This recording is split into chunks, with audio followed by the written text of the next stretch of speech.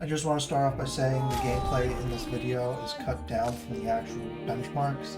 There are only 12 games in this video and we're already pushing over 20 minutes. I had to cut it down, but I still think it does a good job of showing what it would be like to game on the BC-250.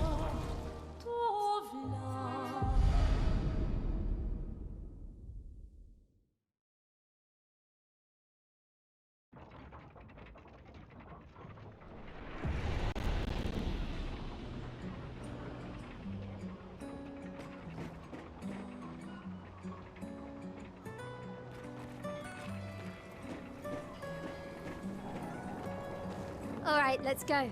I'll accompany you there. Are you ready to see her again? Yeah.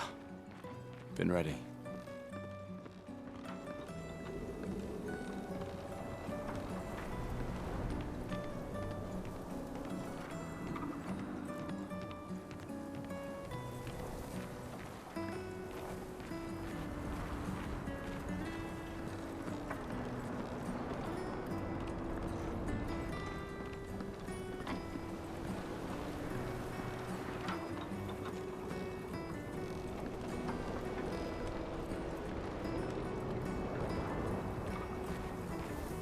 I set up these grapple shortcuts.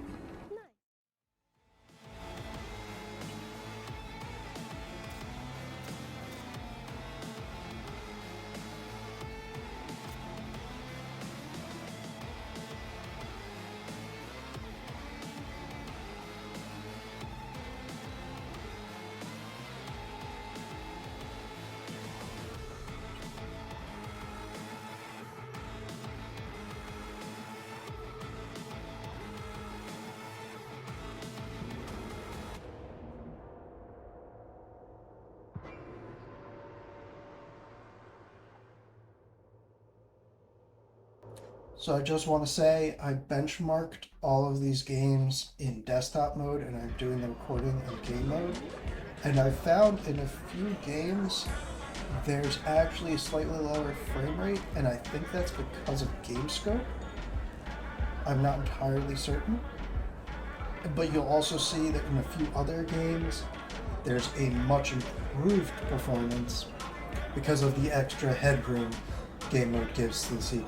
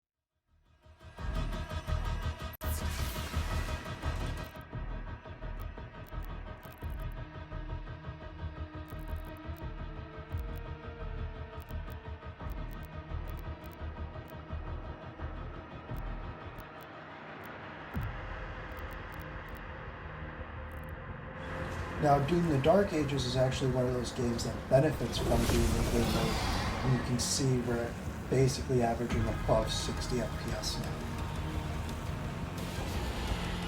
Doom the Dark Ages is also one of those games that would absolutely benefit from having 40 compute units unlocked.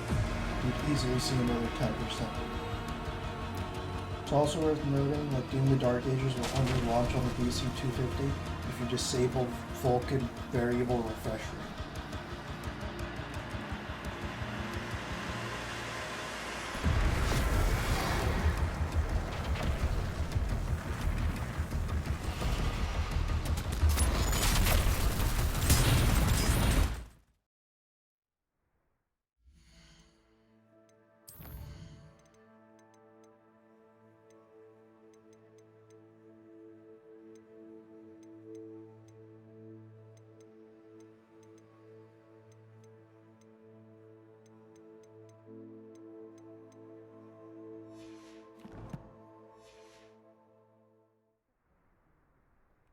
With Hogwarts Legacy, as we enter into this atrium area, you can see the frame rate drop below 60 FPS. It's actually just because I just loaded the game.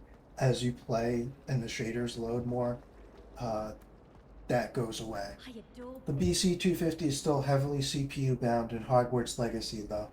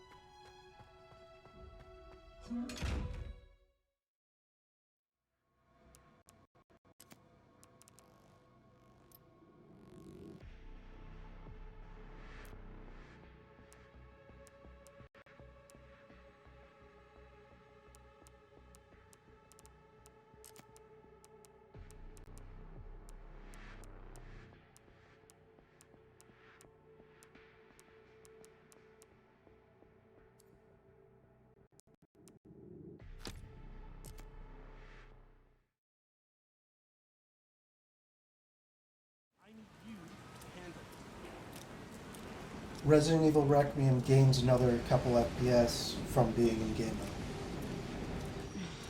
I need to head to the hotel.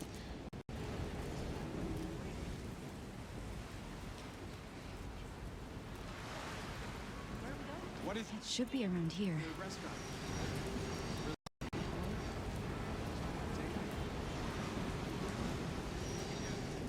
Get right on.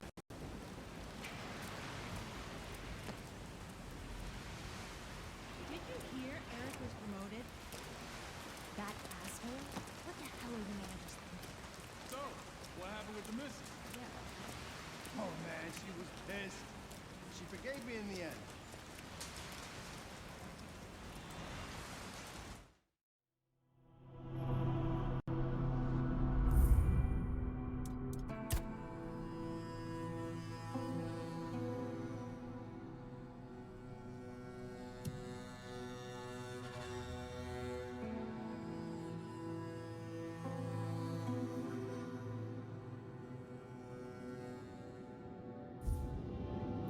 Tainted Grail sees a massive performance increase from game mode.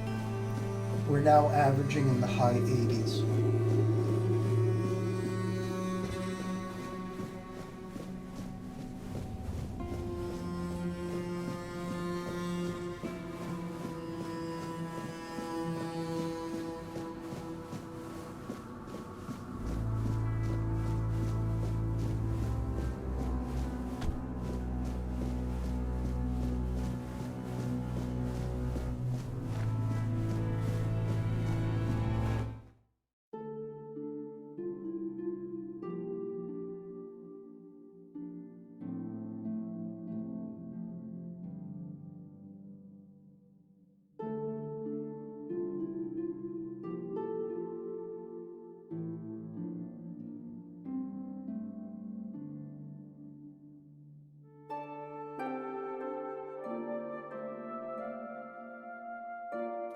So this is actually a different section than what I originally benchmarked.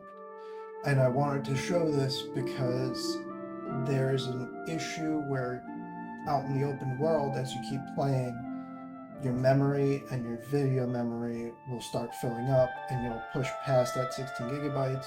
We approach 20 gigabytes of usage, and you can see the frame rate absolutely tank from 50s, 60s to low mid 30s.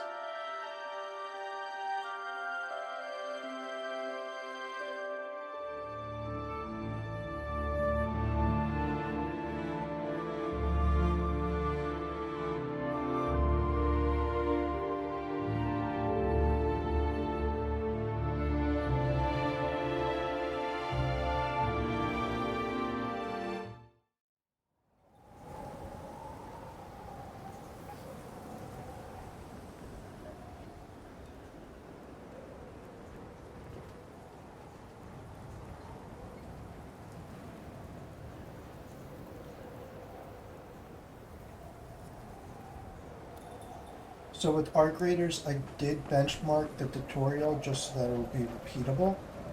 And it's worth noting that in actual online gameplay, you might see more CPU-bound scenarios.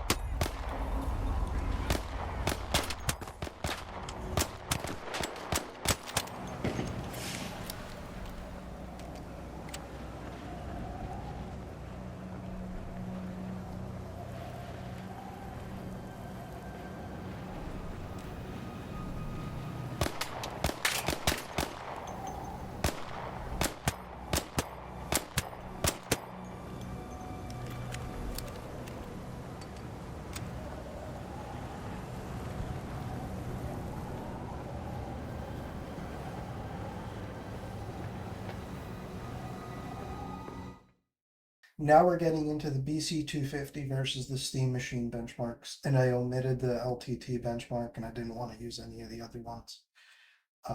So we're strictly using Gamers Nexus. It's only 4 games.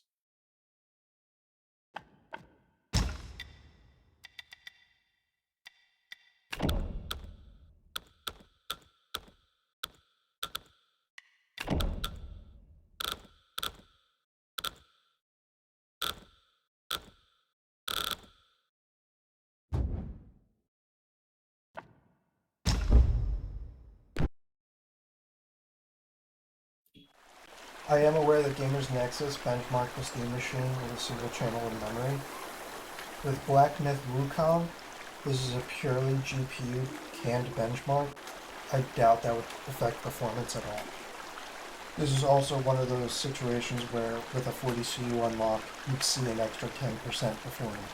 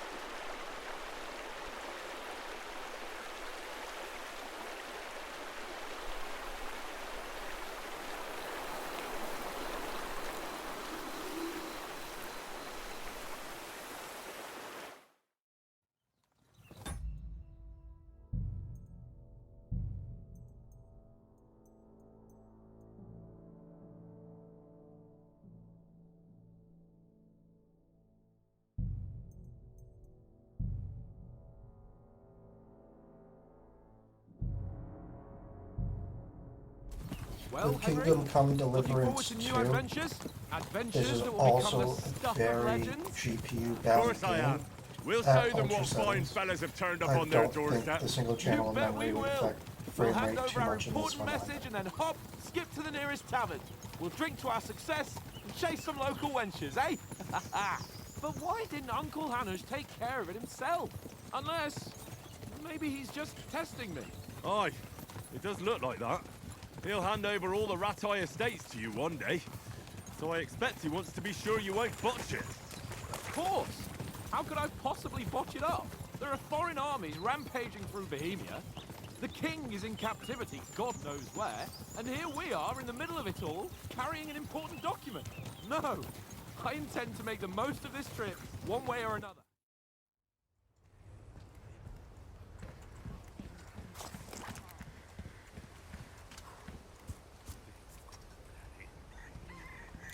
With Resident Evil 4, game mode seems to have improved the 1% and 0.1% loads on the BC-250, and this would bring up the average and make it closer to the Steam Machine. It still wouldn't match it, but in this situation, it would be much closer.